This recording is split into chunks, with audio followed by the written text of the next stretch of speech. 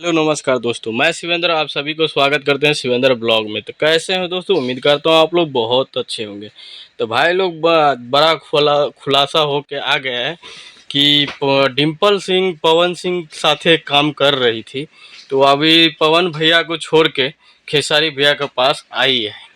अभी कुछ ही दिन में आप लोगों को डिम्पल सिंह का मतलब गाना मिलेगा और खेसारी भैया के साथ काफ़ी ज़बरदस्त सॉन्ग है और आप लोग आग लगा दीजिएगा वो सॉन्ग को।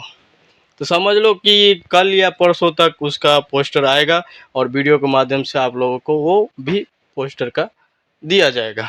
तो भाई लोग ऐसे ही आप लोग प्यार दुलार देते रहिए और ऐसे ही आपका आशीर्वाद। तो भाई लोग बता दूं कि खेसारी भैया जब भी कुछ लेकर धमाका ही लेकर आते हैं।